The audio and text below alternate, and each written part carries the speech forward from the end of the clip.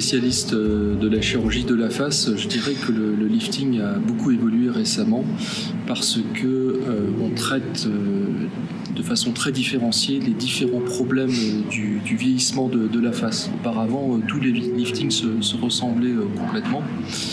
Et maintenant, on va faire une analyse beaucoup plus détaillée des différents problèmes au niveau, par exemple, des bas joues, des glandes salivaires, de différents muscles, de la graisse, de la topographie de la graisse, ce qui fait qu'il n'y aura pas de lifting pareil.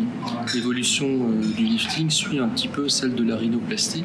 Il y a très longtemps, toutes les rhinoplasties se ressemblaient, et puis ça doit bien faire une dizaine d'années où on fait des gestes extrêmement différenciés en fonction des patients.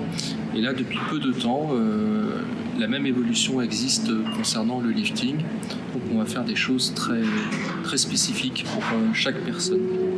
La deuxième évolution, c'est que les suites sont beaucoup plus simples parce qu'il y a de nouvelles techniques qui notamment permettent de ne plus utiliser de drainage, de faire sortir les patients beaucoup plus vite, de limiter les ecchymoses.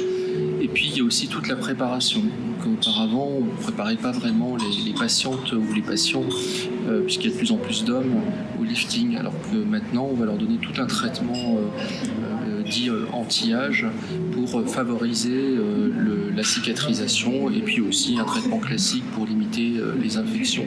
Donc, tout cela ne se faisait pas auparavant. Il y a aussi tout l'aspect des simulations pour montrer aux patients les résultats que l'on peut attendre. Et puis l'évaluation. On a des techniques numériques qui permettent de mieux apprécier le résultat avant-après de nos liftings. Voilà, donc c'est un domaine passionnant. Moi, je me régale à pratiquer cette activité tous les jours.